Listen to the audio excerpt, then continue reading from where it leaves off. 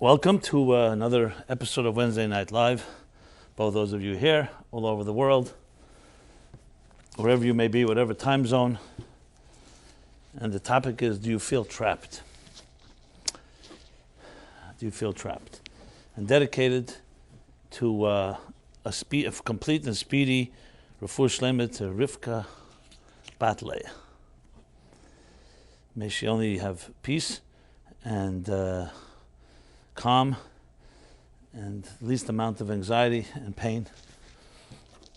The God, performer of miracles, can always bring to her and to everybody joy and simcha, especially as we're now in the month of Adar, which, as I discussed last week at length, when we enter this month, we increase in joy, which is one of the reasons I chose this topic, because yes, it's a joyous month, and it's a month of Purim, and there's a month of many good things that happen in this month. But unfortunately, we do live in a world where there are people who are broken, there are people who are in pain, there are people who are suffering in many different ways, physically, emotionally, psychologically. So of course, the big question is, one thing when everything is going well, to be joyous, it doesn't take much effort. Even then, sometimes we take our blessings and gifts for granted.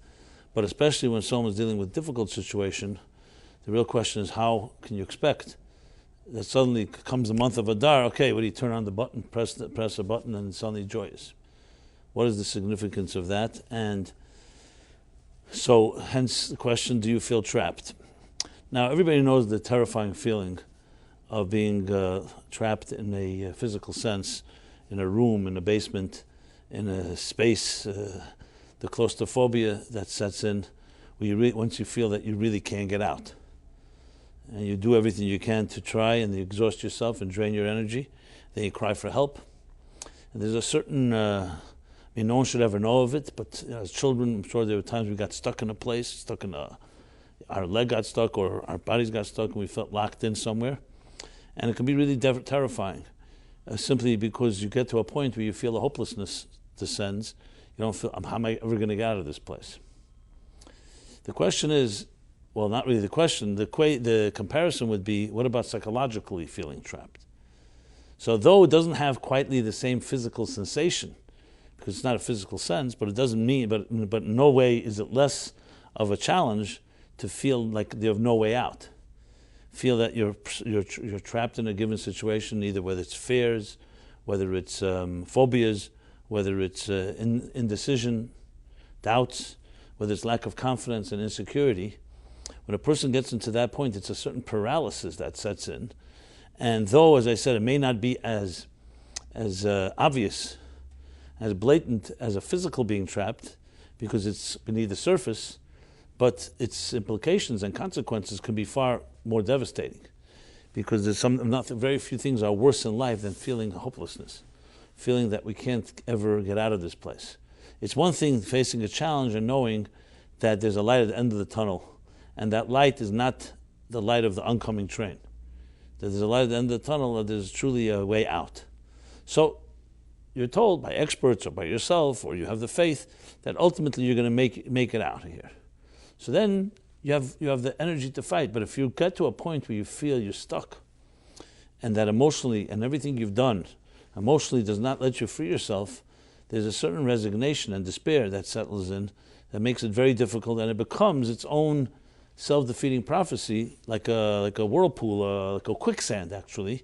And the more you try, the more the fears themselves and the frozen space, the paralysis itself, begins to expound, begins to exponentially grow as you attempt to try to get out of the situation. So this, of course, comes along often when a person, let's say, is ill, physically ill. So there's one thing, you can be physically ill, but once you give up hope and you have despair, then it's more than just the physical illness. Now you also have your attitude is also contributing to the problem. And this can be something that may not be a physical illness, it may be something that's psychological, emotional, but everybody in life will go through times of this type of situation. So that's an excellent question to ask. What do you do when you feel trapped? Is there a way out? What is the Jewish way? What have Jews done throughout history? Because if any nation was trapped, it was us. was a nation we were trapped when we were in Egypt for 210 years. We were trapped when we left Egypt, and then we were the sea before us and the Egyptians pursuing us behind us. Throughout history, you can find hundreds, if not thousands of examples, individually and collectively, that we as a people and as a nation and as individuals were trapped. The last was the Holocaust, and before that was the pogroms. We were subject to the rule of monarchs who not necessarily were good to Jews. And so throughout history, we have a history of these challenges. And what is the Jewish approach? And when I say Jewish approach, I mean really universal approach, but gleaned from Jewish ideas and teachings. So yes, we're in the month of Adar, but we're also in the month itself. We are now coming to this coming Shabbat, will be, we read the chapter of Ata Tetzaveh, but we also read an additional chapter. It's called Parsha Zohar, the chapter called Zohar. We take out a second Torah scroll and we read the commandment to remember Zohar Asher Asa Lecha Amalek, to remember what Amalek did to us, to the nation of Israel when they left Egypt. And it's a mitzvah. It's considered to be a mitzvah of the written Torah that every person must hear and must remember what was done to us, Amalek. As a matter of fact, this is the second of a series of 4 chapters. It began with Parashat Shkolim, then Zohar, Parah, and then Achodesh, between essentially from the beginning of when we bless the month of Adar through blessing the month of Nisan, we read 4 extra chapters in these 4 different weeks. It's usually 3 weeks with one break and then the 4th week. So this is the second one, and it's considered to be the only one that is, according to all opinions, an absolute obligation for men and women to hear this chapter. It's the only reading in the Torah that's considered to be absolute obligation, not from the rabbis, but from the written Torah itself. So the question begs is why? Why is it so important for us to remember what Amalek did? Amalek was a nation that indeed challenged and attacked the Jewish people as they were in a weakened state when they came out of Egypt. And the Jews did defeat them. It's a chapter in Exodus in Beshalach, the end of Beshalach, after the story of the parting of the sea. The end of that chapter talks about Amalek. Okay, fine. So why is it so we remember it like we remember all victories and conquests and miracles that happened to us. But why is it so important? Thousands of years later, we're talking about 300 years later, that we still have to remember what happened back then. One attack. It happened once. Which, of course, you can broaden the question into why we have to remember Purim, for that matter. Which is also events that happened so long ago. But Purim, you can say, okay, it was the obliteration of the entire Jewish people, a genocide. But it's a similar question. As a matter of fact, the reason we read Zohar, which means to remember, by the way, Zohar means to remember. Why do we read it this Shabbat? So the Talmud tells us, because it's connected to Purim. Before we actually obliterate Amalek, we read about it in the Shabbos before, so it's always the Shabbat before Purim when we read this chapter, because Haman was from the grandchildren of Amalek. So therefore, and of course Haman, what did Haman do as Amalek? He went and incited the king Achashverosh of Persia to kill all the Jews. So preceding the actual obliteration of Haman and his destruction and the victory of Purim, we read in the Torah the mitzvah of obliterating from under the heaven Amalek. Mitachas Hashamayim, we should eradicate any memory of Amalek, which of course is an interesting irony right there, because the Torah says you shall never you shall erase and never remember Amalek, and yet the mitzvah is to remember, never to remember, basically. So the question is why? Why is this such a significant event, and how does it play itself out in our lives? And this is directly connected to the question I posed at the opening of this class, which is, do you feel trapped? As I said, there could be trappings that are physical trappings, when you're trapped in a hole, you're trapped in a jail, you're trapped in any place where you feel you can't get out of. But the deepest traps are the psychological and emotional ones and spiritual ones, where we feel a certain despair and resignation and hopelessness. It's one of the worst possible things when a person reaches a state of hopelessness.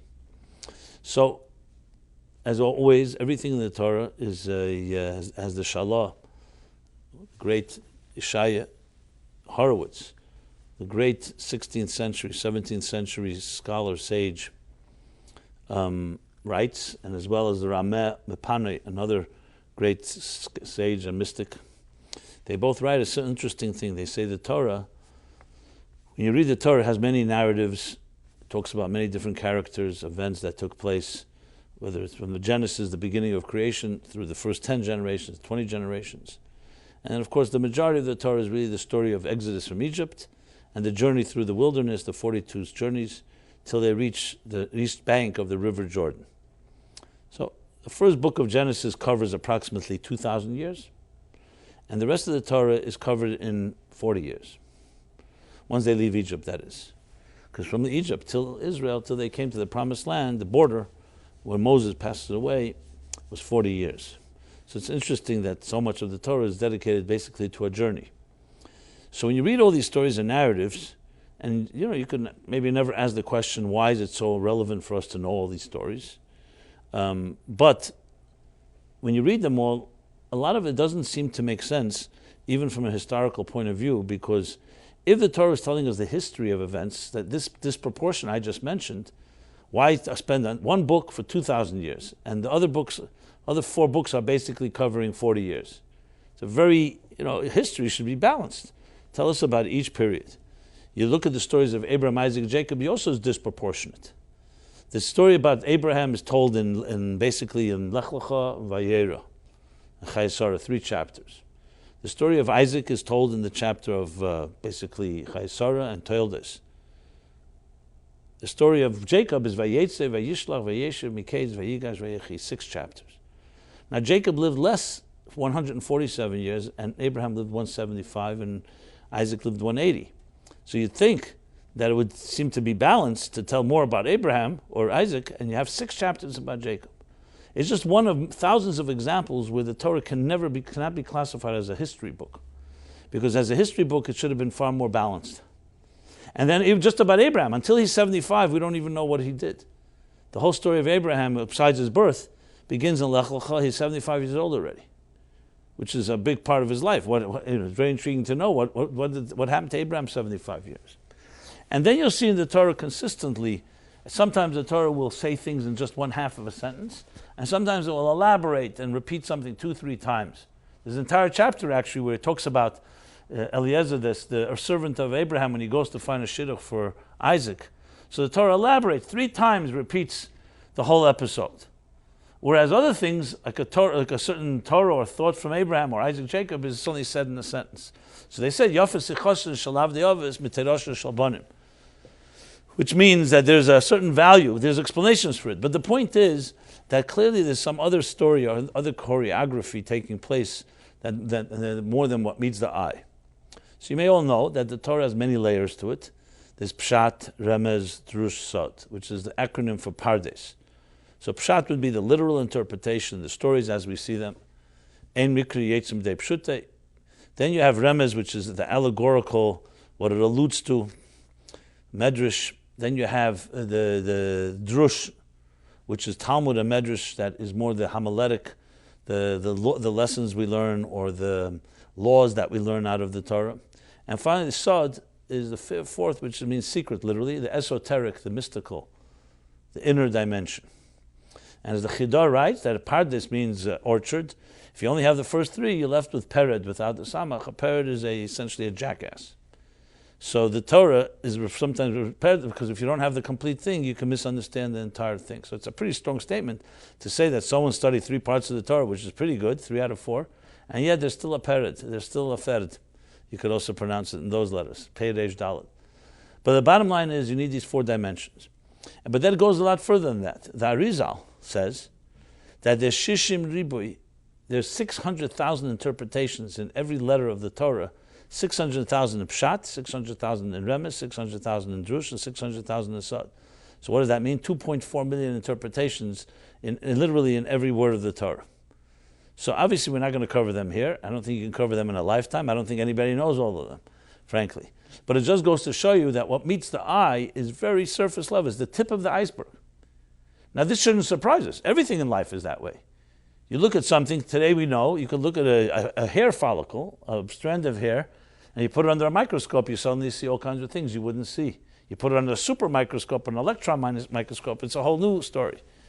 So today it's clear that what we see is, generally speaking, very surface level.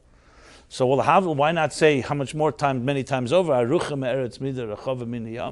the Torah is considered longer than longer than all of earth, and wider than the widest sea. So for sure it has dimensions upon dimensions. But the Shalom and the Rameh say something fascinating. They say people think that Torah's medaberes b'tachtenim, it speaks about events down below and alludes to things belyenim. Meramezes belyenim, alludes to things above. They say that's not correct. The Torah speaks medaberes belyenim. The Torah initially is a spiritual story. It's a divine story. It's divine wisdom and the divine narrative of what God is like. And meramezes b'tachtenim. And it alludes to things below by using Dibra Torah b'lashon b'nei Adam. The Torah speaks in the language of human being. So in truth is, the Torah as we see it, that we learn as children, is actually the upside, it's the other way around. What we see is just the surface level that translates into narratives of Adam and Eve in the Garden of Eden. There was a southeastern Iraq, was where Abraham was born. He traveled up northwest to Israel, and all the events that take place. But in truth, is a Paim Shana Kodma Torah L'Olam, the Torah precedes existence. The Torah is the blueprint for existence. God looked into the Torah and created the world, Estakel Baraisa Bar Alma. So the Torah really is a divine blueprint. And as such, it takes on a whole different meaning. Because then when you ask a question about what is Abraham's journey like, or what happened in Egypt, or what happened when they traveled out of Egypt, you're not just interested in the technical events that happened. You really want to know, how is this a divine blueprint for our lives? How is this a CAT scan of God's mind that allows us to understand God in a deeper way, understand ourselves? How is this a X-ray of your soul? And that's a whole different story. If the Torah is an X-ray of my soul, your soul, the soul of existence, and a blueprint for the architect, the cosmic architect that put it all here, then it's a different, intriguing story. Then it's no longer just events that happened thousands of years ago. It's actually events that are happening all the time, right now, beyond time and space, that also, as I said, that also manifested on a physical plane. As the Hasidic texts write, that Pshat, Remez, Drusar are not four different interpretations. They're four layers of interpretation. So, for example, if I asked you water, what is water? And you know today water is made up of elements. What elements? Hydrogen and oxygen. H2O. And hydrogen and oxygen are in turn made up of certain chemical structures of certain atoms. And the atoms are made of subatomic particles. So someone say, which one is it? Is it water? Is it elements? Is it molecules, atoms, or subatomic particles? The answer is all. It depends what dimension you're talking about. If you're talking at surface level, it looks like water. But for example, when you freeze water, suddenly it's ice. When you heat water, suddenly it's gas. And then if you take the gas and you know how to convert it, you can convert it back to water. So you clearly see that even a simple thing like water is not simple. Everything has dimensions. So the same thing, the Torah is just like, because the Torah is a blueprint for life, God looked into the Torah and created the world, so the Torah too has layers. If you want to have the pshat, you want to understand the literal, you look at it's a literal interpretation of the Torah. Beneath that lies another layer called remez, and beneath that drush, and beneath that sod, which is why the Kabbalists explain that the four dimensions of the Torah's interpretation are the four worlds. With Asiya, the lowest world being the tip of the iceberg, the one we can relate to. Beneath that is Yetzirah, beneath that is Bria, and beneath that is Atzilus. So when you look at a person as well, you know, look at me right now, you have my body language. You hear words coming out of my mouth. But the words convey an idea, and the idea conveys a feeling, and the feeling conveys a vision. And suddenly you see that there's more to every person. Nobody is just what you see. What you see is the outside expression. You see someone shed a tear. So the tear to the physical eye looks like a wet tear, a teardrop. Someone that knows will say a teardrop means that there's a sad feeling in that person, or tears of joy. So suddenly that same tear, which to one person looks like a physical wet droplet, is really an expression of an emotion. But emotions you can't see. But no one in the world is going to say that first you cry and then you feel sad. First you feel sad and then you cry. First you feel happy and then you smile. So that we look at each other from the outside in, so all we can see is the pshat level first, and then we dig deeper. But from the inside out, when you look at yourself inside out, you don't need to look in the mirror to know whether you're feeling sad or not, because you feel it within. So what the Torah teaches us is not just to look at the outer, but to look at the inner dimensions, the inner layers, and ultimately the story of the Torah, the narrative, is an inner story that's happening right now. So we say, Zochar asher asa lecha Amalek, remember what Amalek did to you, is not just a past event. Remember what he did then. Remember what he's doing now. So this begs the question, of course, what is Amalek? So if you think in a very so-called juvenile initial level, then Amalek was a nation, actually a grandson of a certain individual in the Torah. And then Amalek became a nation that attacked the Jews mercilessly, with chutzpah, with the word I'm looking for, whatever the word is, arrogance. As the Jews were vulnerable and leaving Egypt, they had the nerve to go and attack them. And that's a tragic event. And the Jews went to war with them and obliterated them, as the Parsha Torah tells us. But that's an event from then. What about what's the Amalek in God's blueprint? What is the blueprint of it? What is it? Why is it important for us to know? Remember, as I said, the Torah precedes existence. So before there was a nation called Amalek, there was still, it says, Zachar asher asa lecha Amalek. Even Adam, who learned Torah, also read that. But Amalek wasn't even born yet. And what about if you look into the Torah that precedes the world? You say, Torah is the blueprint. What is Amalek in the blueprint? The nation wasn't created yet. So in other words, Amalek, the nation that we know of, is actually like the teardrop. It's a result of the spiritual dimension of Amalek. So we dig a little deeper, and what does it say in the Remez, Drush, and Sod of Amalek? That Amalek is a gematria. First of all, Amalek has several elements. It's the numerical equivalent of the word suffix, doubt. So number one is the first archetype of Amalek is doubt. Then there's a verse that says, Asher karcha baderech. Remember what Amalek did? Asher karcha baderech, what happened in your way. But karcha in Hebrew also means cold. So Amalek represents apathy and coldness. And Amalek represents, ultimately, Amalek is also from the word Molek. It says, Moloch refers to stripping something.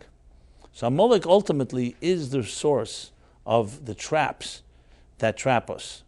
And they take on different shapes. So let's go back to an actual story, and then we'll talk about the spiritual story that's happening right now. The Jews leave Egypt, 210 years, think of it, a Holocaust. So imagine after the Holocaust in 1945, when the camps were liberated, and the Jews were a remnant, bodies strewn everywhere, families destroyed, 6 million, 1.5 million innocent children, no homes, nothing. And the Jews are trying to they can't even eat because they haven't eaten for months and months. You see the pictures and the images. And if you have family members, you know what the families tell us. And then imagine suddenly, after the World War II ends, a group of a nation decides to attack these Jews who are barely skeletons, who are suffered for 5 years, and attack them out of nowhere. What would that be seen as? Even worse than the Nazis in a way. Because not worse, it's hard to say worse. But here, they already just suffered. You see a suffering people. This is what Amalek did. The Jews had suffered 210 years in a horrible exile. Bondage, many people killed. There was genocide too. Pharaoh used to bathe in the blood of Jewish children. So he was no different than another Nazi. Different form, different shape. It's a longer time ago, so it's not such a vivid memory. And then the Jews are leaving Egypt.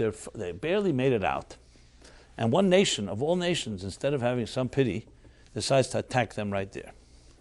That takes a particular level of cruelty.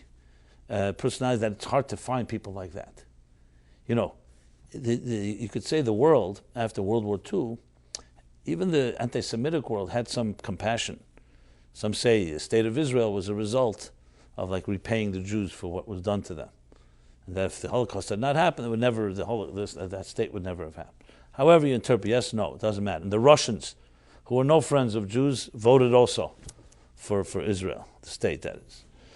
And you could say that. But then time passed, And look what's happening now in Europe. The ugly head of anti-Semitism is raising its ugly head again.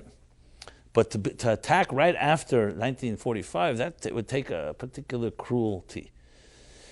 But even worse than that, what Amalek did psychologically, and that's what happened when the Jews, when you read the chapter, the end of the chapter, B'Shalach, the story, just to read just a few key lines there, because you'll see in a moment what the deeper story is. So what does he say there? It says like this.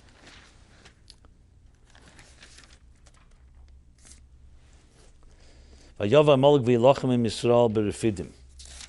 So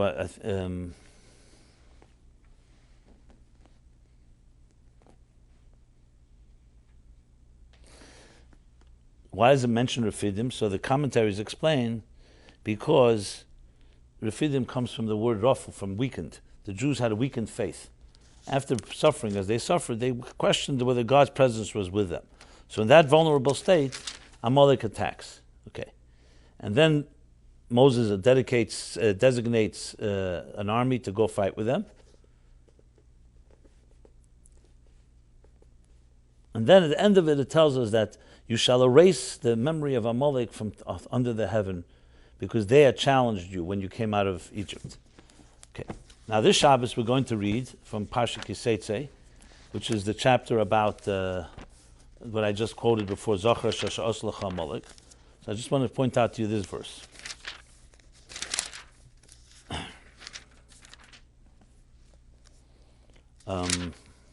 Just a moment.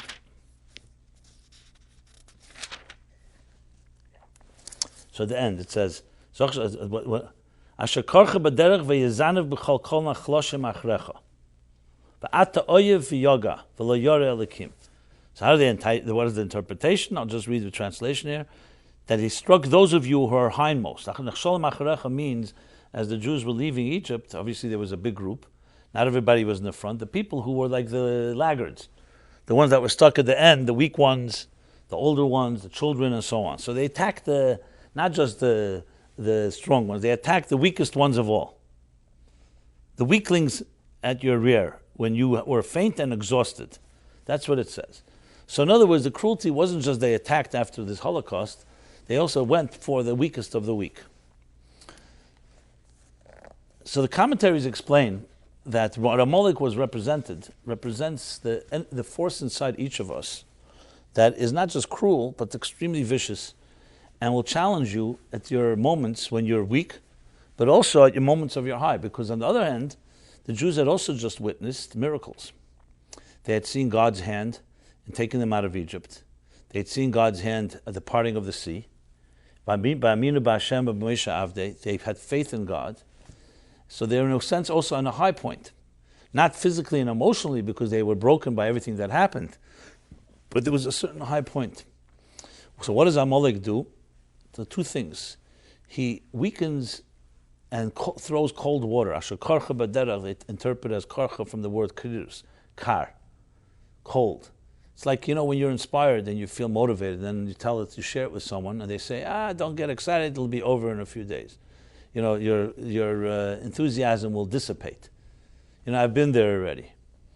That has that can be a very horrible thing to do, even though it may not sound so criminal, but it is, because imagine a young child, your young son or daughter comes home from school, they get very excited, and you just dismiss them. You can't imagine what kind of do to them, especially if you do it on an ongoing basis, because enthusiasm and excitement and passion is what makes us come alive. And when someone dismisses that is a kiss of death. And that's connected to Amalek also, that gematria, the same number as suffix, doubt.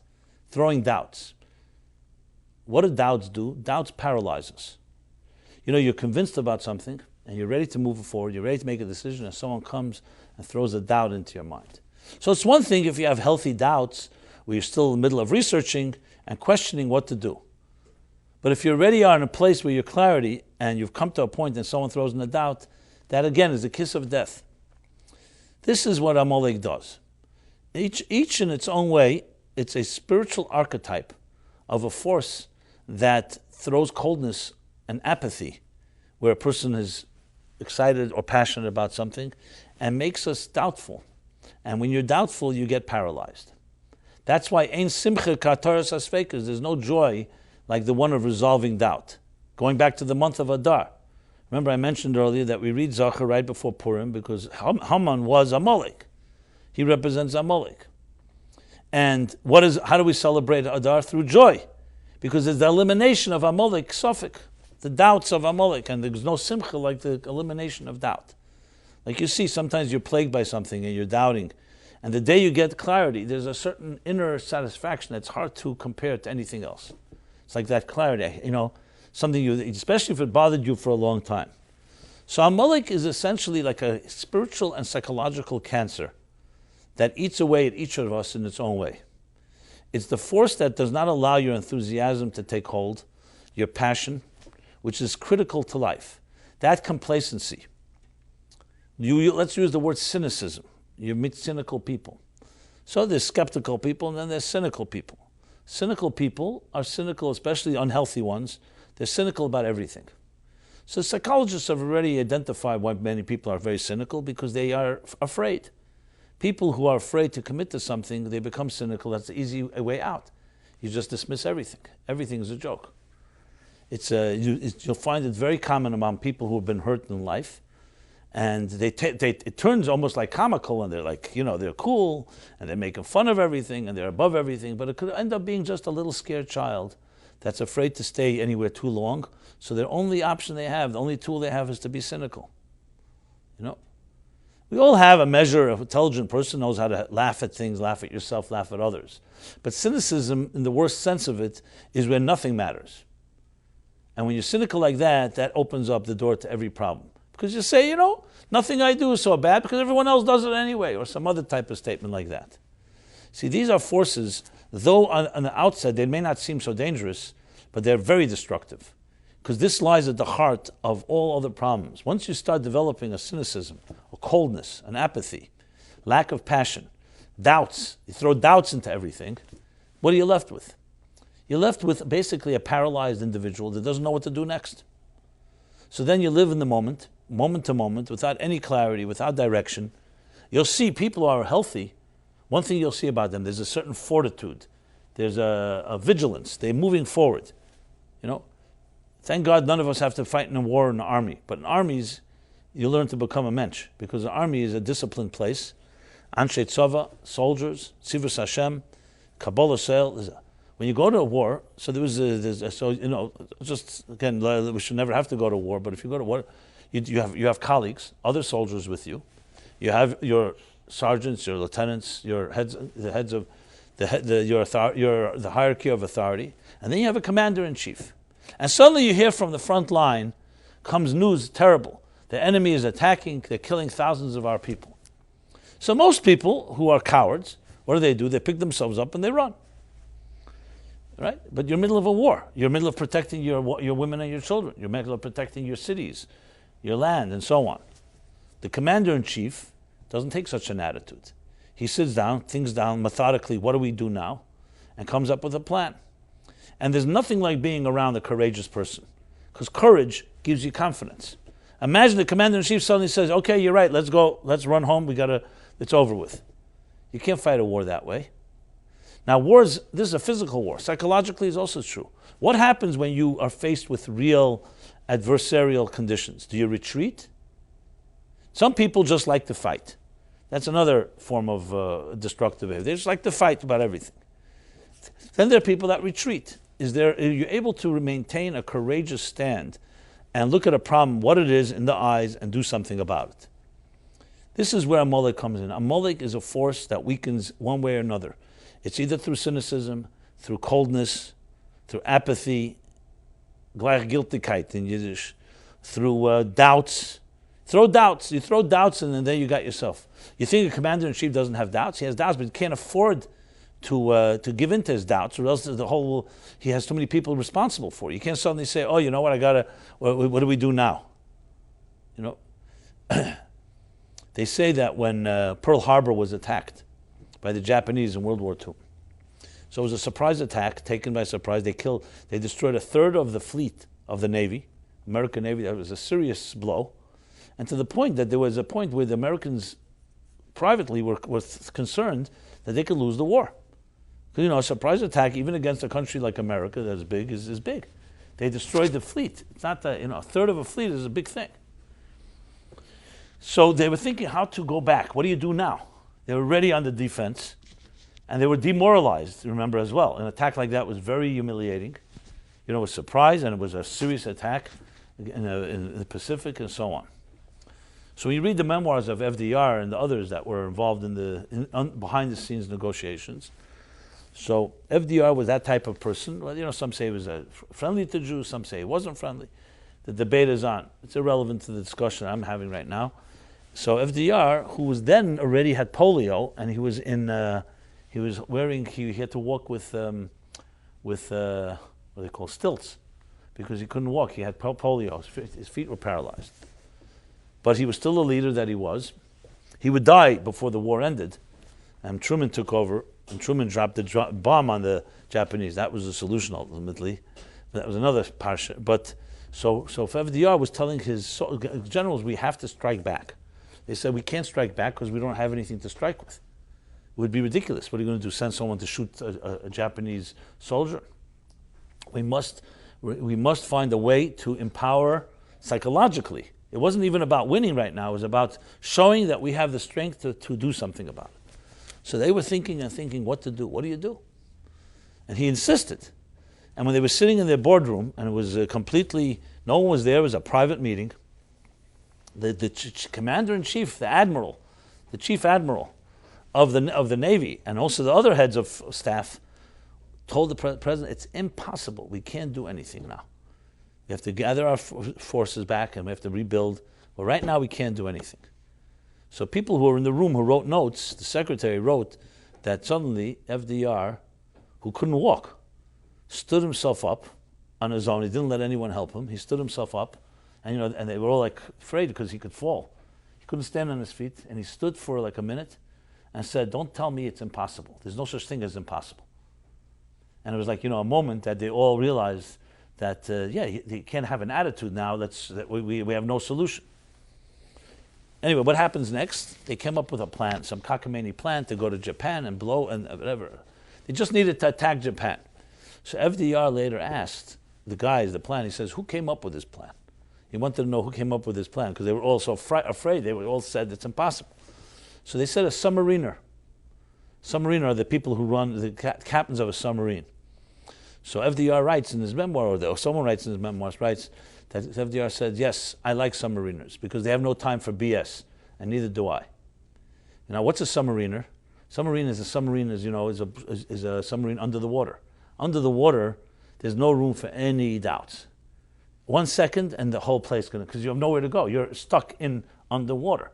You're not a ship above water. This happens, you bail out. There's nowhere to bail out 500 feet underwater. Everyone's dead. And it's very terrifying because sometimes you're under there and you feel the waters and someone can attack you. The explosives and the different charges and so on. So being a submariner requires a nerves of steel. And you read about people who are submariners, and second, have to make decisions in split seconds. You don't envy anybody in that position. It takes training of 20, 30 years just to be in a place like that, to be able to have the composure. Imagine you're under attack. You turn this way, everybody's dead. You turn this way, everybody's alive. So it's not just a small matter. So submariners have this type of thing. They have no room for, like you said, there's no time for BS. Now, we don't understand. In the world we live, we could just say, hey, let's have another asifa. Let's have a meeting. We'll meet at the restaurant. Okay, we'll eat sushi. If the sushi, we'll go to the kosher pizza shop. Then we have other new restaurants open up. We have, and one committee makes another committee, and we procrastinate. And by 3 years from now, we'll have a plan. That doesn't work when it comes to life and death. Now, thank God we're not in a place that we have to make such emergencies. But emergencies, on the other hand, teach you the difference between boys and men. So Amalek was the force that in every person that throws doubts in. And the force that can fight Amalek, that's why you look in Bashalach, the chapter of Bashalach, what does it say there? It's interesting. It wasn't just a war like any war. There are many wars the Torah describes. It's the only war where it says that is dependent on Moses. Even though Moses didn't go to war, he remained, he had his hands up praying to God. And it says while his hands were up, they were winning. When his hands went down, they were losing. So the question is asked, why here? What about all the other wars? The war with Midian, the war with Moav, whoever the wars were. There were many wars fought, Ammon, etc. Why suddenly here is Moses suddenly raised his hands? Because this was not a simple war. This wasn't a war with just another enemy. This was a war with doubts. This was a war with a force of psychological warfare. And Moses was the counterforce to Amalek, because Moses was the man of faith. Moses kept reminding them, we can do this. And when you're dealing with psychological enemies, you need much more than just good weapons. You can have all the weapons in the world, but if you think psychologically you're losing, you've already lost. Amalek represents the ultimate, and that's why it's the only mitzvah, the only portion of the Torah that's a mitzvah d'oraisa, a mitzvah of the Torah to read, to hear, is Zachar. Para, there are two opinions. Zachar is the only mitzvah that says that everyone, men and women, have to hear. Why? Why Amalek more than Tzitzias Mitzrayim, leaving Egypt isn't a great thing? Because Amalek is the biggest enemy that we have, all of us have. And something you have to remember 24/7. So the irony is, yes, you remember to forget. You remember to erase him. Because the force is there, and never think that doubts cannot affect you. Doubts, kaltkeit, coldness, apathy, and so on. So when you talk about being trapped, and all of us have times of feeling trapped, you have to get to the root. Why do you feel trapped? You feel trapped because there are forces that are telling you that you're trapped. You know? I'm talking now psychologically and emotionally. You see people who are in situations that are very, very difficult, and they feel, besides the difficult situation, all the doctors give up hope, or others, there's another thing, is your own willpower. Once you lose your willpower, which you see, for example, then it's really over. You see people who have visitors that come to visit them in the hospital, and they send them gifts and send them cards and encourage them. It has a visible medical impact on those patients. Whereas you see patients who sit alone with no visitors and no guests, this is medically proven today, is the immune system weakens because you don't have willpower to fight. You know that famous O. Henry story? You know, where the guy got sick and he was lying in his bed and he was basically dying. And you know, when you're sick and you're lying in bed, you can't go anywhere, so you fixate yourself on images. So in his window that he had a tree outside the window. And the tree was in the summer, so it was full of leaves. So he said to himself, you know, in his mind, he said, you know, those leaves are beautiful, but the leaves are soon going to fall. When the fall came and the leaves began to fall, that's when he began to say, you know what, I'm going to leave this world when the last leaf falls off this tree. That was in his mind, his thing. He's going to... So he associated with the tree was giving him hope. But then as he saw the tree starting to die, meaning going to sleep for the winter, that he says, that's when I'll go to sleep as well and pass on. One of his friends realized that he's doing that, so he went outside and painted on the tree a leaf. That even if all the leaves fall off, the one leaf remained, even though it was not a real leaf. But this guy thought it was. And he was looking out the window and he sees all the leaves fall, but there's one leaf left. So he continued to stay alive. And the winter passed, and then when the leaves started growing again, obviously he got a renewed hope. Now it wasn't a real leaf, but it was psychological. I don't know if it's a true story or not, but it just shows you that attitudes have a major effect. Once you give up, your immune system weakens, and that always has an effect. Now I'm not suggesting that optimism alone can save a person's life, but it's a major factor in life. I'll give you an example for myself. I have an example.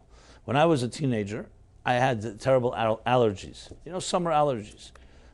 Called hay fever, ragweed, this yellow stuff. Now, if any of you have ever had, if you have allergies, you know, the allergy is not life-threatening, but it's miserable. On a day when everybody loves a beautiful summer day and the breeze is blowing and the skies are blue, you know, not yet, we're not there yet. But when those days come, so that day is the most miserable day for an allergy sufferer because the winds, those days is when the pollen from the trees all go right up your system and your whole plumbing, you know, your nose is running, your eyes are scratching, your throat is tickling, the ears are this. I know anybody here has allergies, you know what I'm talking about?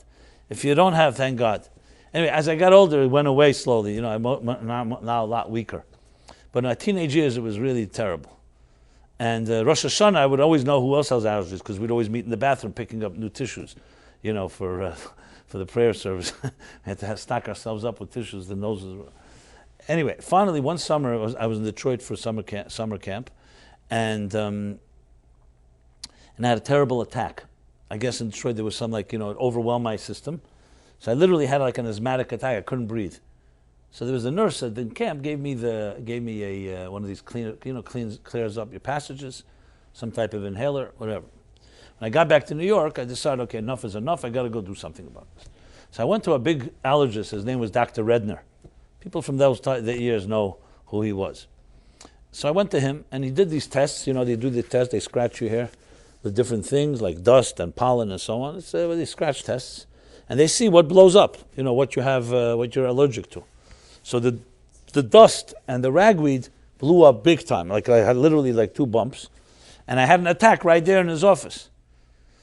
And I couldn't breathe. So he gave me an injection of something, and suddenly everything cleared up. I couldn't believe it. So I said to the doctor, I said, why don't you just give me this injection? I'll take an injection every day, and that's beautiful. He says, no, you can't take that every day. It's dangerous. What was it? He told me it's adrenaline. Adrenaline. So I said, adrenaline? Yeah. He says, if I give you too much, every day you'll build up immunity, and at some point adrenaline can be very dangerous. So for now, as a one-time thing, it'll clear up your symptoms, but you need to build up immunity, etc. There's a whole passion. So I said to him, adrenaline? Is that the adrenaline that they talk about, that when you get excited, you have adrenaline? It says like your adrenaline running? He says, yeah. And he told me then something which I never forgot. He said to me, why do you think, no. So I said to him, is it possible that I sometimes can naturally get this adrenaline going and should get rid of my allergies? Because Sundays is my hardest day of my life, because Sunday I was busy working then and writing the Rebbe's talks. It was a very, very intense work of concentrating and remembering hours of talks that were delivered on Shabbos and holiday, which had no tapes recorder and no notes were taken. So I had to remember it. And I was on Sunday, I never felt allergies. So I always thought I was so busy I didn't notice, I said, is it possible that when you're adrenaline, like you're involved in something and you're very excited and very, very demanding, that it could actually generate a chemical inside your body called adrenaline? He says, absolutely. He says, tell me, why do you think you see actors on stage, musicians playing violin or piano, or in theater? 3-4 hours they can go on stage, and you never see them sneeze or yawn. How's that possible? Everybody sneezes sometimes. Sneeze is like something gets stuck in your nose. You have to sneeze. How could they do that? He said, because their adrenaline is so high when they're on stage, because they know they're very all geared up, that the adrenaline gives you superhuman control over your body that you don't have usually. So that's the reason that a person can set his mind and say, I want to wake up 6 o'clock in the morning. If you set your mind, no alarm clock, nothing, you'll be up 6 o'clock on the dot. How does your body know? He says, because adrenaline has a power that's underestimated. So I remember, this is not a religious concept. It's that when a person has that type of passion and drive, the opposite of Amalek, it makes you a healthier person. Again, it's not a magic trick. It just means a person who is driven is not, take the common cold. Who doesn't have the common cold? So I once wanted to write an article, in the middle of it, I never finished writing, how the common cold has saved civilization. Why? Because it's like the best excuse for everything. Like if you're not productive, you say, I'm under the weather, I'm over the weather, I was under the weather, a cold is coming, a cold is going. We always have people, I'm coming off a bad cold, cold. It gives you an excuse to do nothing, basically. I'm not trying to have no compassion. People have colds, but a cold becomes this thing. Imagine what life would be if you never could have a cold. You never have an excuse. Say, why, what's your excuse now? So a cold is a great excuse, a psychological excuse, that it's cold, I can't really function 100%. But then you see people who are driven, a cold doesn't make a difference to them.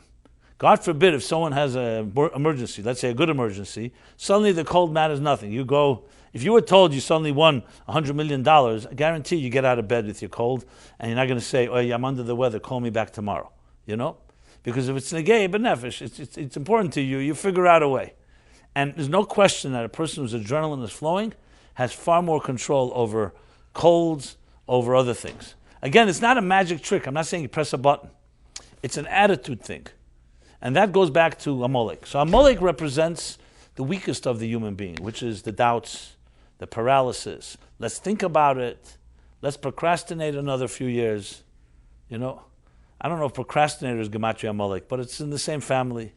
Well, but let's procrastinate. I remember I was in the car and I was listening to the radio, and an ad came on. It was a very cute ad. A guy says it's like a 12-step program. PA they called it. Procrastinators Anonymous. So a guy says, okay, my name is Jim, and I've been procrastinating now for 2 years, 3 months, 3 days, and 12 hours, something like that. And everybody says, welcome, Jim, welcome. And then it's an ad. And they say, so what changed? How did you suddenly break the cycle that you decided to stop procrastinating? He says, I'll tell you what happened. I hit rock bottom. There was an ad for Norwegian cruises.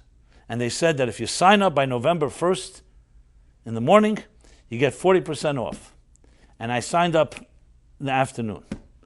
That was it. So I hit rock bottom, no more procrastinating. It was an ad for Norwegian cruises. But I like the idea, how long have you been procrastinating for? So procrastination is yet another manifestation of Amalek's tricks. And that's why this is such a critical component. So it's not just, Amalek, we remember an enemy, Haman, we knock our feet on Haman. Tell your children, you know why you bang on by Haman when we read the Megillah? Not just because there was a wicked man that lived 2,500 years ago that was about to kill us. Of course, that's the historical element. But as I said before, that there's a deeper story. There's a Haman right now in our midst, and an Amalek in our midst. Not the physical version of it, but the psychological version. And you want to do everything to eradicate it. And that is the doubts, the coldness. Elam kiminogenoi, that's the big one. Big thing, don't get excited. It's the way of the world. A person is excited, gets inspired, and someone tells them, don't get so excited. It happens every day. These are the things that kill and dash dreams. You want to be around people when you have a dream, when you have a hope, when you have an aspiration. They tell you, great, I support you, that's a great thing to do. Instead of those people that tell you, yeah, we already have people, we all dreamed this way one day. And one day you'll grow up and stop with his dreams. You want people that support. Obviously, not every dream we have is always realistic, but you want people who support.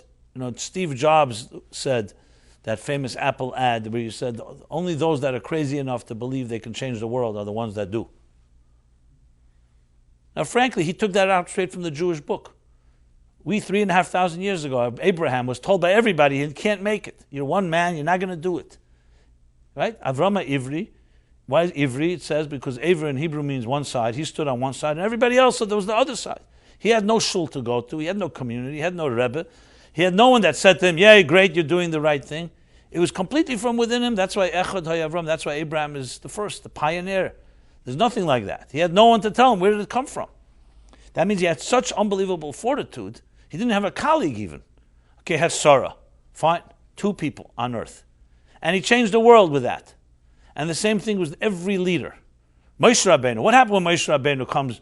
He tells the Eibishter, he's sending me to go in there. Okay, he finally goes. He says, what's the Lashon there?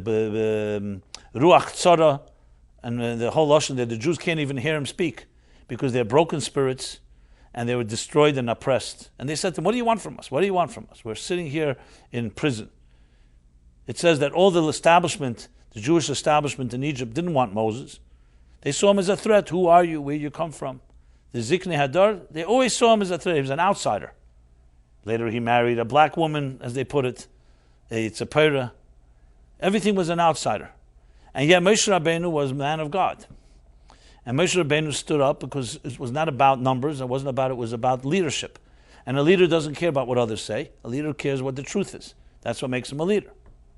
And I've traveled the world many times. And I've spoken to many audiences. And I ask a question just to get a laugh. I say, so how many people are conformists in this room? Nobody ever raises their hand. Of course, which conformist is going to raise their hand? Yeah, I'm a conformist.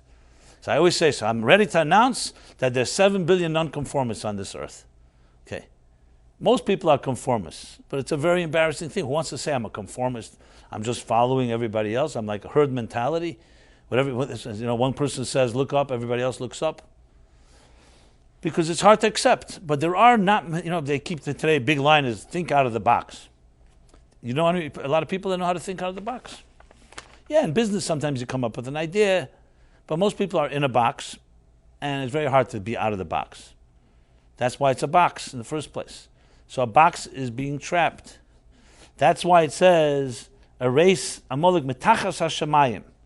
Both in Kiseitse and in Bashalach, the only line that's similar in both of them, besides erasing, is mitachas hashamayim. You ever wonder why from under heaven? It implies that there's something above heaven.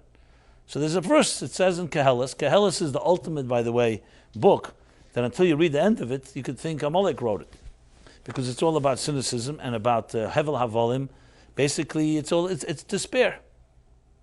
So the Sfarim talk about it. That's why they wanted to be first. They wanted to hide the book of Kehelis, because it doesn't give you an upbeat attitude at all, till the last pasuk redeems the whole book. That there's nothing but God. So there's lines of Shlomo HaMelech. They say Shlomo HaMelech, King Solomon, wrote Shir HaShirim in his 20s, Mishlei in his 40s, and Kehelis in his 60s. So, in the 20s, the romantic, right, Shir HaShirim. Mishlei is already, philosophical. A person's reflecting on life. It's the parables and lessons. And then when you get old, you start getting resigned. That says this, by the way, in Sfar. So what does he write there? One of the most devastating lines he writes, Der Helach v'der ba, a generation comes, a generation goes. He says, Kol ha'necholim helchem el hayam, all the rivers flow to the ocean, v'hayam ein amale, and the ocean never gets full. Basically, everything is meaningless. A generation comes, a generation goes, ve'ein kol chodosh tachas hashemesh, and there's nothing new under the sun. Tell me, how motivating can that be in your life? Someone says, whatever you're going to do, what do you think? You can do something big? It's all done, nothing new under the sun. It's a horrible thing to hear. Someone says, one second, I'm an idealistic guy, I have ideas, I want to do something a little different, I'm going to do something like my father didn't do. Say, Ein kol chodesh tachas hashemesh. So, how could you say such a thing? So basically, someone can say the whole Torah and mitzvahs also that way. Big thing, you're going to learn Torah, you think you're going to learn more than the big scholars before you? You're going to do some chiddush, something that no one did before. So basically, dashes all enthusiasm. Why would anyone invest in something if you know from the outset you can't go anywhere?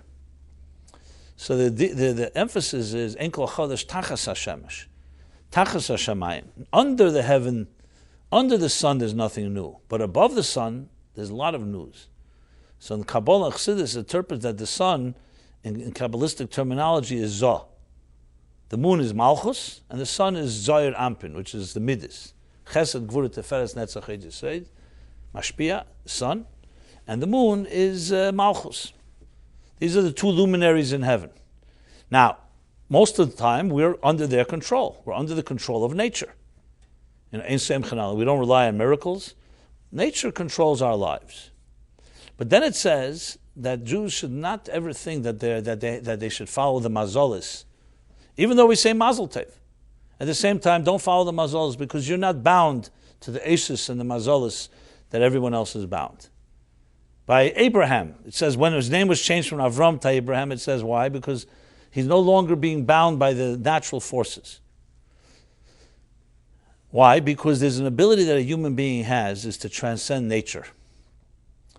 Like I said before with the adrenaline, that when you connect to something above the sun, then you can create a chiddush, something new. If you write your script and you want to just do what everyone else is doing, then don't think you're going to do anything new. It's all been done already. But if you connect above the tachas hashemesh, ein kol chodesh, there's nothing new under the sun.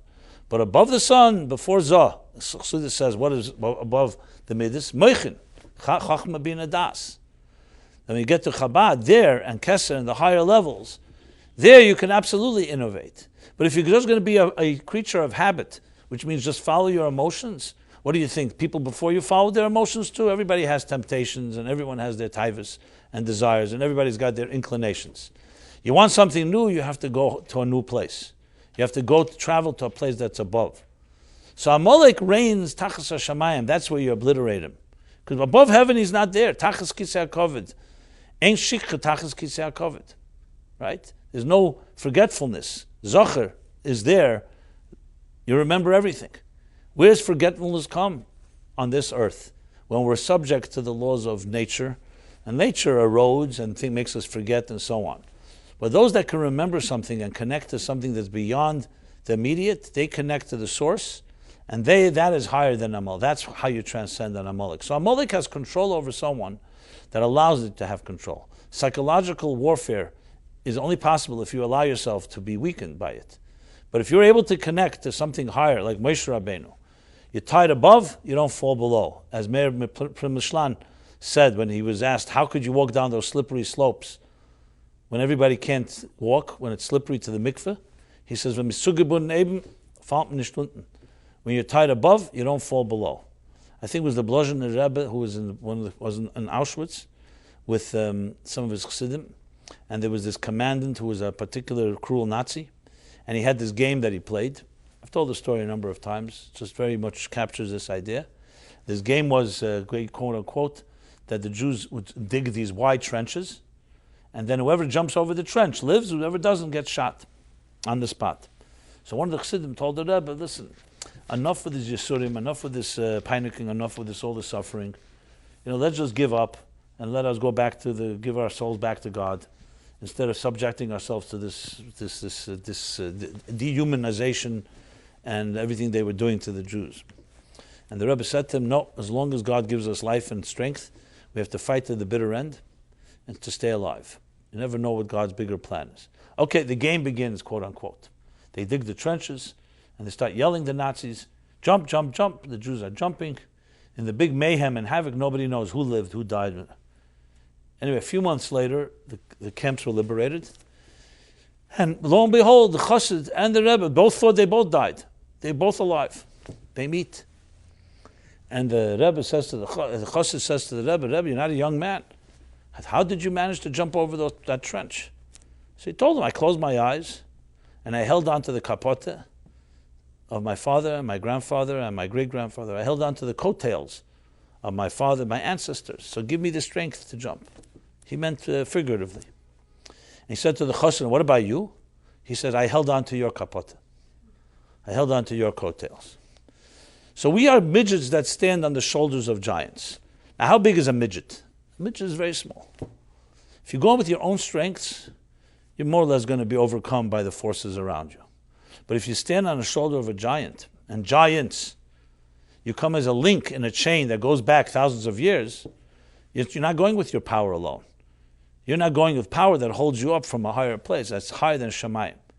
So if you're going to bet your life on the successes of this world, like it's say money, honor, whatever any of the world considers as power, okay, so if you've already now chosen your horse, you've chosen your lot is going to go to the things that are temporary.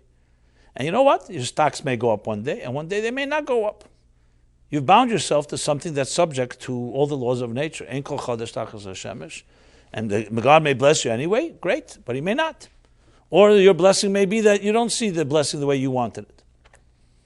However, when a person ties himself to something that's eternal, that's not determined by the world around us, by something higher than Shemayim, higher than Shemesh, then that holds you strong even when there's doubts, even when there's suffocates, even when there's kaltkite, even when there's indifference, even when there's procrastination, because you have something to hold on to.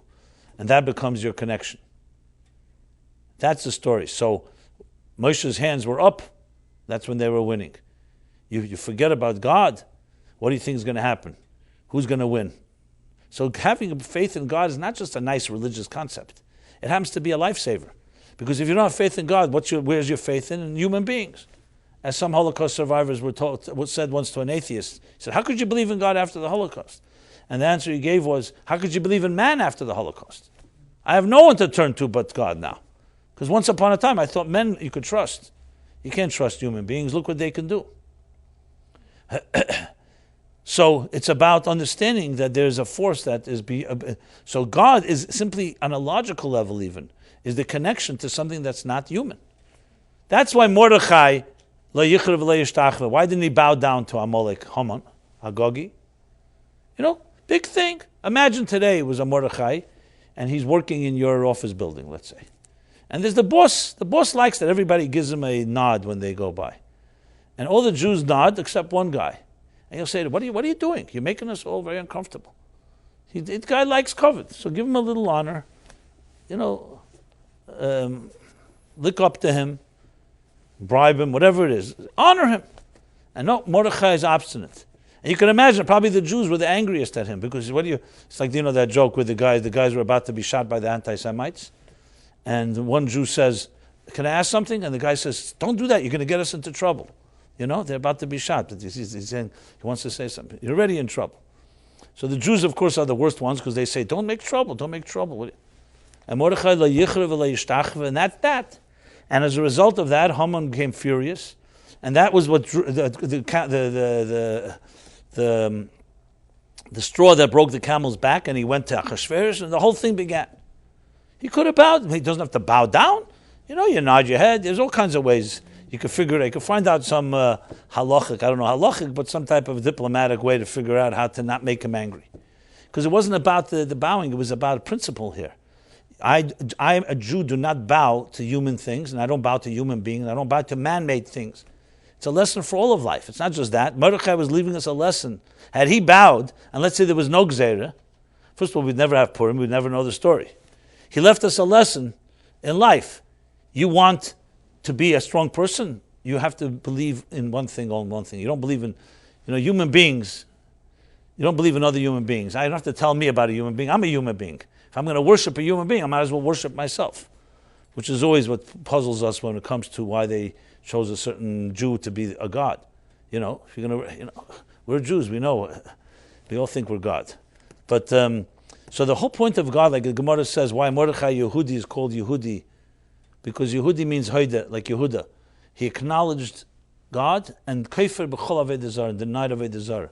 This isn't just a religious move. It's a powerful universal message that we don't worship man-made things. God created us in God's image. We don't create a God in our image, or else it defeats the whole purpose. We want to reach a place that's l'mayla mehashemesh, not tachas hashemesh or tachas hashamayim. So you eradicate Amalek tachas hashamayim because that's where he reigns. Above shamayim, ein shikha tachas kisei kvedecha. There's no shikha. There's only zacha. There's memory. You remember, and when you remember something, you transcend time and space because that's what memory is.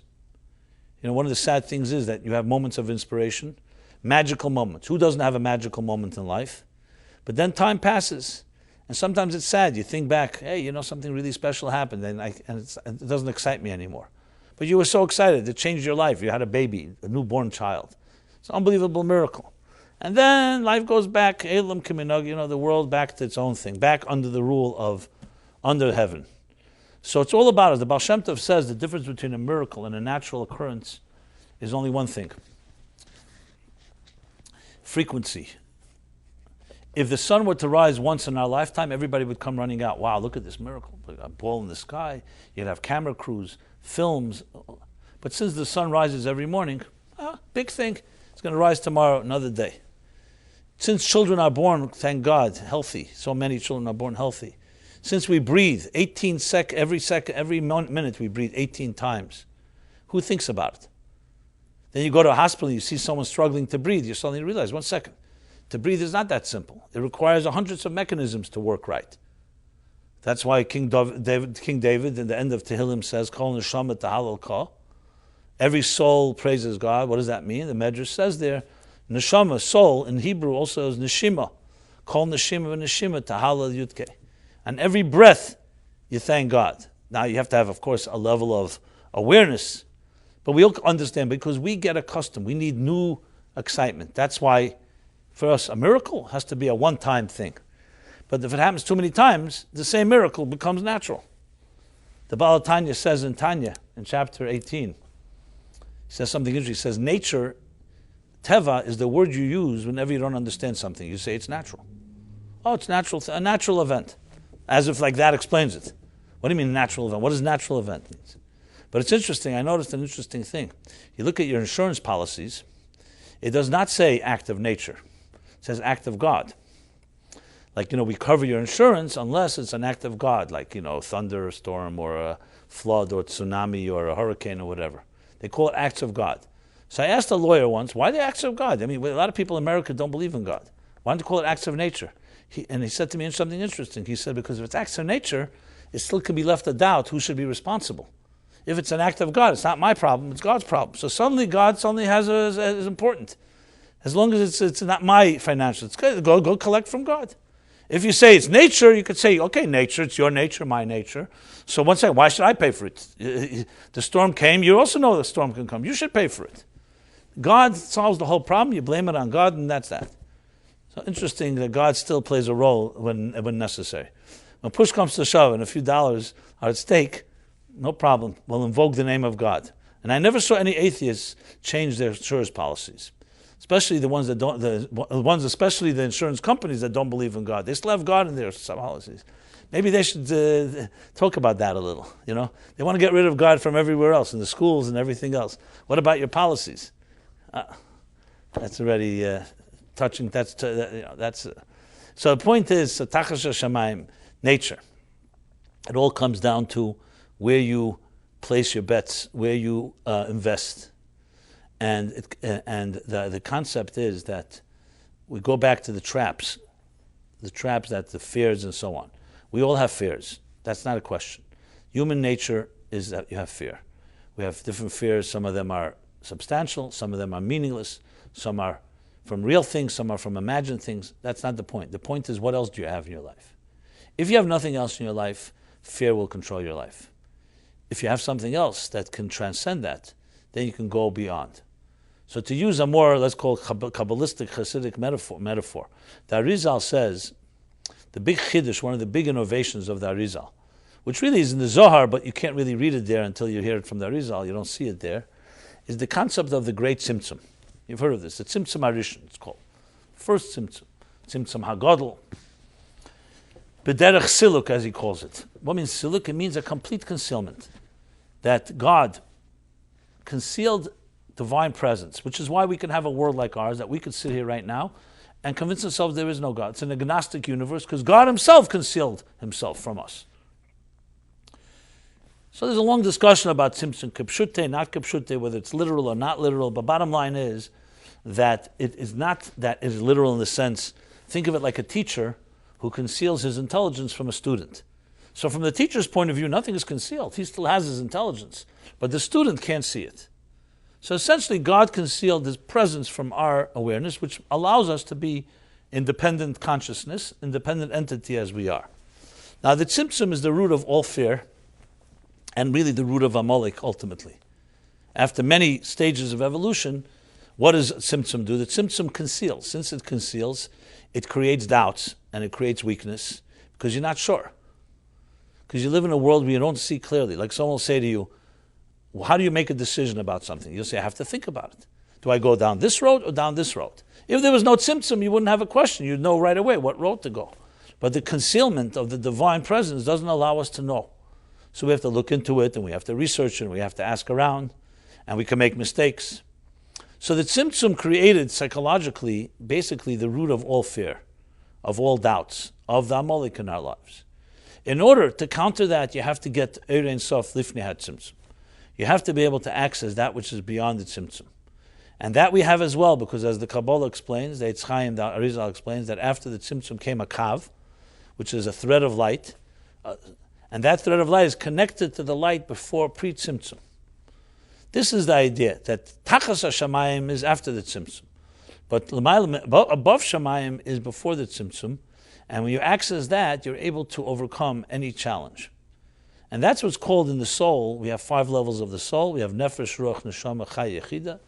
So Nefesh would be biological life, Ruach is emotional life, and the Neshama is intellectual life. Then comes Chai, is transcendent, and Yechida. Every day of the year, we daven, we pray 3 times a day, Nefesh, Ruach, Neshama. Shabbos and holidays, we add Musaf, is Chai, transcendence. It's a special day. And one day a year, 5 prayers, Yom Kippur, Chamish, 5 prayers. Also Yechida. Because all of us have a pilot flame that's always burning, even when there's fear and there's doubts. And you access that pilot flame through the Hiskashrus, to the connection to the Moshe Rabbeinu, to the connection to God. By Yaminu B'Hashem of Moshe Avdei, your connection to something greater. So the greatest way to counter fear, paralysis, and feeling trapped in life, even if it's physical illness, even if it's psychological challenges, is to find something in your life that is deeper. It's like someone throwing you a life raft that's stronger than the fears that you have. If you're just going to try to swim in the waters with the fears you have, you're going to be consumed and overwhelmed by them. But if you can lift your hands to a place that's beyond, that's when you find the connection. I remember this class maybe at least 10 years ago, 12 years ago, 15 years ago maybe. So there's a woman, I was then teaching in, where was it?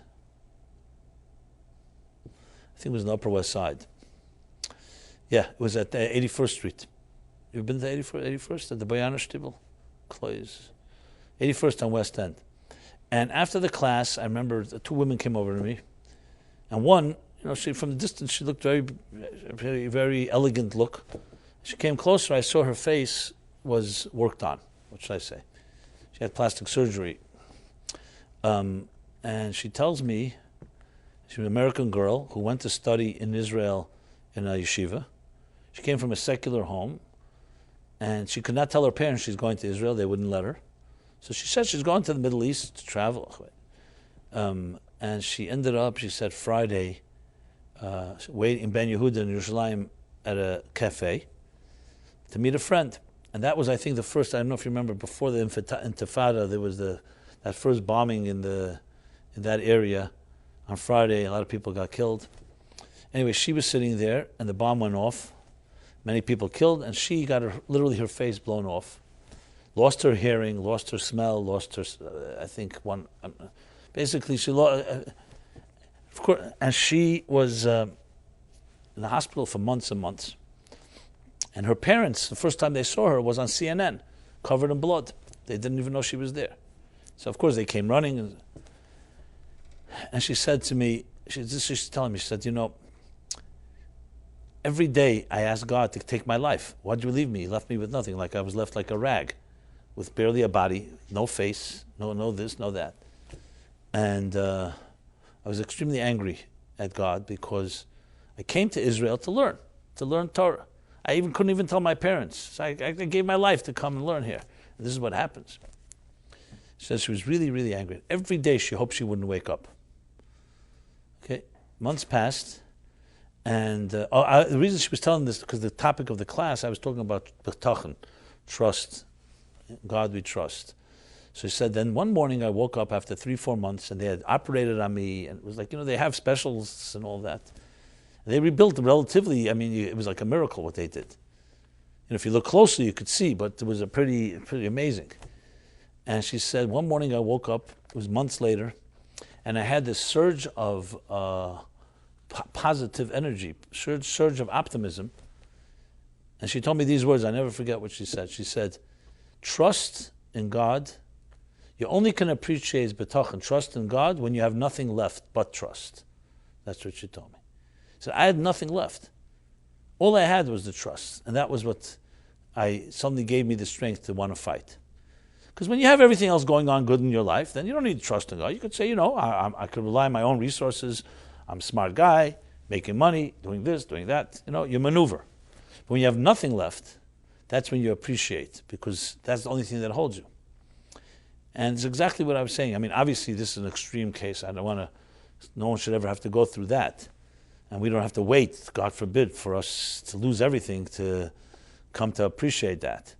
But that's really the essence of what Amalek is. And it can be explained to everyone, from children to adults, what Purim is, the obliteration of Haman. Why is that so critical? It always bothered me when I was a kid. I had no problem with it. We all had these cap guns and everything. We were like dynamite and blowing up Haman in every possible way. It was fun, making a lot of noise, disrupting all the adults. It was a lot of fun to, one day a year the children got even with the shul But I always thought to myself, what's the meaning behind this?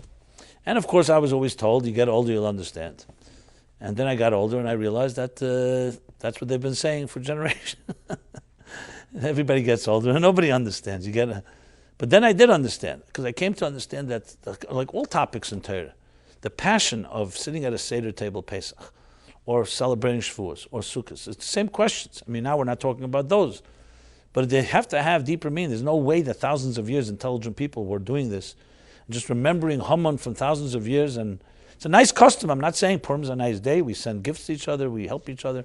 Achdus, unity, that part has always been warm and beautiful. But the lessons, and you start remembering Amalek, he did it with God Almighty. It's already thousands of years. We still have to remember what he did to the Jews when they left Egypt. But when you understand, however, that Amalek, like all characters and episodes in the Torah, live on, and really the Torah's relevance is not because of events that happened then. It's events that are happening now. It's a whole different meaning. You tell a child, you have an Amalek in you. Next time you're apathetic, you're indifferent, or you're cold, or you're lacking passion, or you have doubts. That's the Amalek the Torah is talking about. That's what you have to erase. Not just talking about some guy that lived or some nation that lived then. It takes on a whole different meaning. And it's not a contradiction, as I said. The Pshat still read. There was Amalek that lived, and he manifested that in a physical way when the Jews left Egypt. But then there's the real Amalek, which is what's happening right now. So something then you go away with not just a lesson, but it's actually a tremendous lesson, because you start asking, how cynical am I? And how apathetic am I? And how many doubts do I have? And where's that coming from? And then the counterforce is, Mechamel Hashem ba'amalek meder der. Kos Yudke, it says he covers up on the divine. The answer is you have to uncover. The Kos Yudke is the Tzimtzum. He's covering on Yudke, so you have to uncover. So you have to bring the divine into your life. The divine in your life is not just a distant faith. Do something that's eternal. Do something that you're sure about. You're certain about. I've been giving this class now for 33 years. Every Wednesday night. I never stopped. I mean, the times I've traveled and the times we had to, because of holidays and so on. But no matter what, not the common cold and not an uncommon cold, and not the rain and not the snow. Even September 11th, I remember, was a Tuesday, right? And my class is Wednesday night. And I'm in Brooklyn. How am I getting from Brooklyn to Upper West Side when everything is closed down? All the bridges were closed. So I remember, and we had to announce it, so I wrote an email to everybody. I said, by hook or by crook, I'm coming to the class. If I have to swim over the East River, I'll swim the East River. I wasn't planning to do that, but it was just to make a point. Now, what's driving me to do it? I'll tell you in a minute, but let me tell you what happened. So I remember, I ended up coming. The bridges were closed, but all the highways were also closed, were really empty, because no one was driving. I don't know. Remember, it was Wednesday night, so I drove through Queens. I came through the Midtown Tunnel. That tunnel was the only tunnel open. And it took me less time than if I drove the regular way, because there was no one on the street, there was no one on the roads. There were barricades everywhere. I don't know if you remember that period, because no one knew what was coming next. The whole place was one big chaos. And I got there, and there were 250 people. Usually I don't have that, because there was a need. Everybody wanted to get together. And I realized, when you have something good in your life, you must stick to it, because it's so easy. Oh, you know what? September 11th, we're staying home. And I knew in my heart that's not the answer. The answer is that when there are doubts and when there's fears, the way you counter fear is not to give in to fear, is to demonstrate, do something with more good and more passion than the fear has. That was because that's how I grew up, that's what I was trained, that's how I always believed. That's why I've always been giving this class. I never stopped it, no matter what. 1 person came, 2 people came, 10 people came. Maybe 30, 40,000 people came through this class.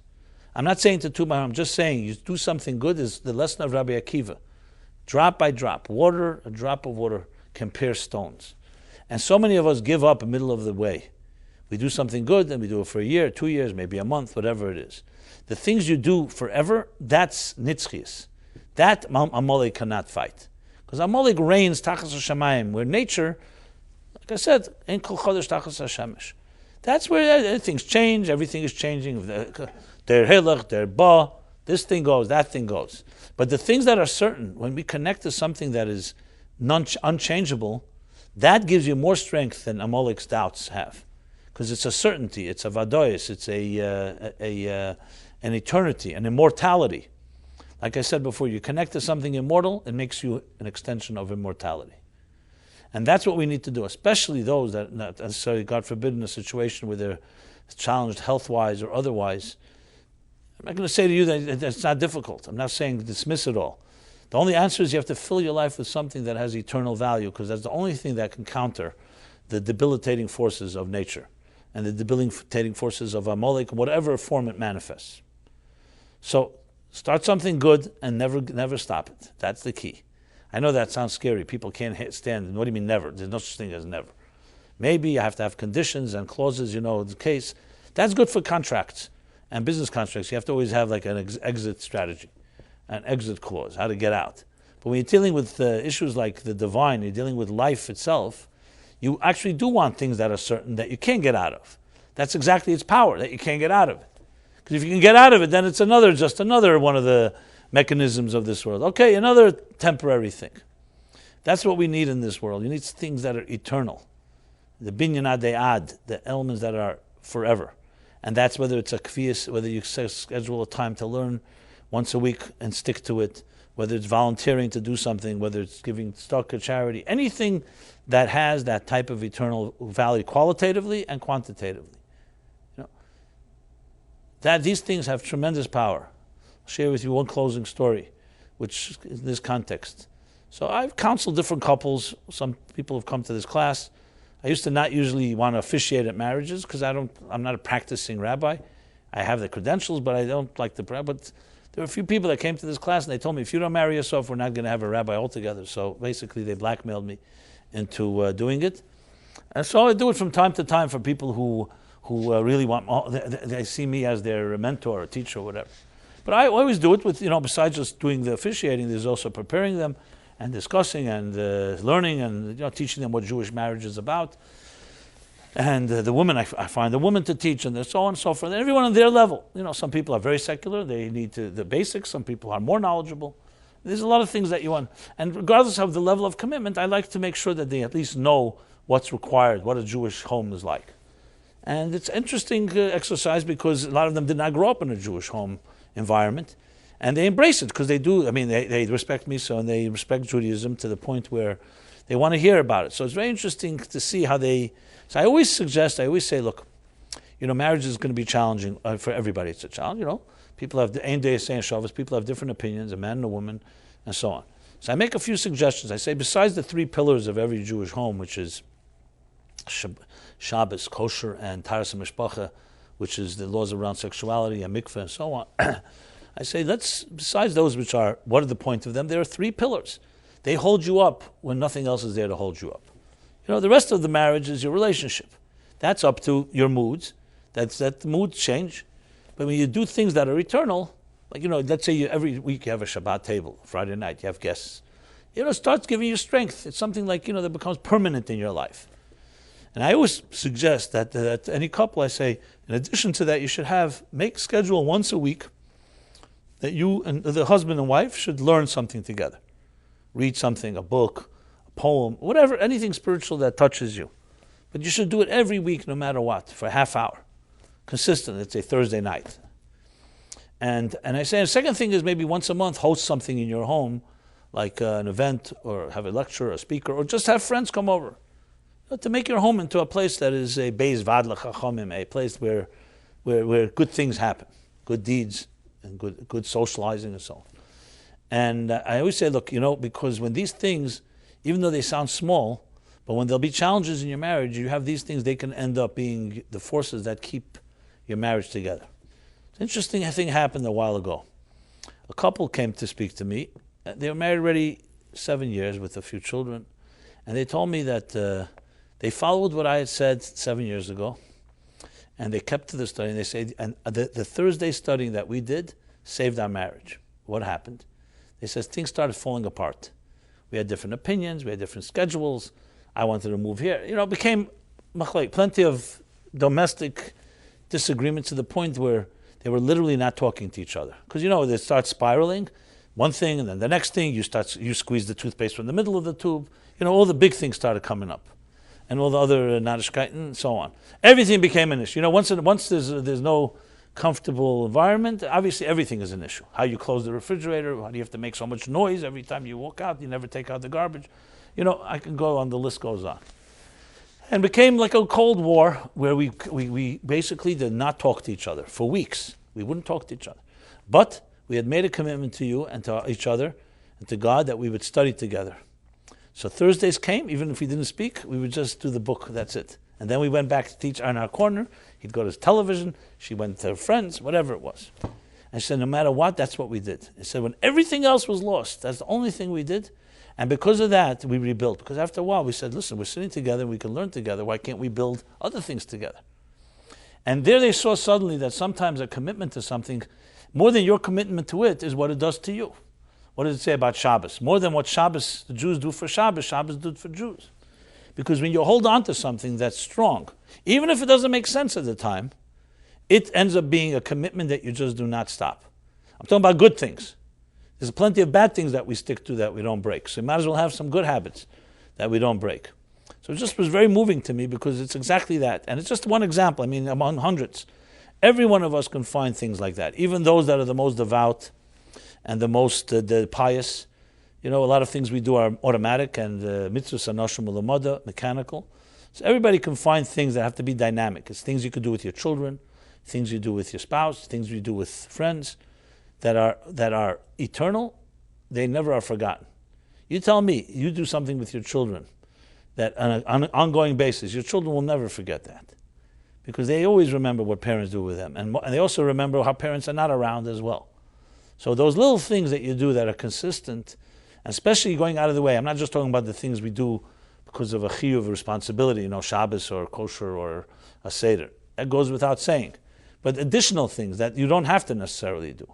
These things go a long, long way in creating a connection. Because you never know, life takes on its own twists and turns. People grow apart. And these things end up becoming the forces that create that create a bond that is a real kesher, like it says, chut hamashulish lebem heri yinatik. It's like a three-pronged rope that can never tear. It's one string, a string can tear, but when it's based on the three foundational pillars, those are eternal bonds. So, again, we'll dedicate the class to, Rivka Baleh, to complete Refuah Shlema and a speedy one, and hopefully she'll hear this class and take out something that you can dig deeper, that will give her and anyone who's dealing with any challenges strength. And maybe all be celebrating Purim next week in a Ein Simcha Ka'ataras Suffocates. By making such commitments, then then you have less doubts. You forge ahead like a submariner, where you make decisions and you move forward. No time to drei a cup and waste time and procrastinate and discuss this way, maybe that way, maybe that way. You move ahead and you focus on the future and growing. And everyone should have a Freiliche Purim and a Freiliche Chodesh Adar. Let me just make it on. Next week I will not have a class because it's Friday, it's Wednesday night. It is Tainus Esther. I also won't be in town, but I will record a class hopefully that day. So there'll be one online only, but we'll resume in 2 weeks from now. So please know that and tell anyone else that you may meet or who's planning to come. I'll announce it by email anyway, but we will resume the week after that. And the whole month of Adar, every day increases in joy and real joy, not just external joy where you pinch your cheeks and it turns red and you say, hey, I'm happy, but actually a joy that comes from within, that is connected to true joy. Simchas Elam al Reisham, a nitzchis Elam from the word nitzchi, that is eternal, that connects us to that which is eternal, and us as a nation that has been here through thick and thin, and we're here, and we're a living role model, a living example of living witnesses to that eternity. So something to be proud of, but something that we also have to perpetuate.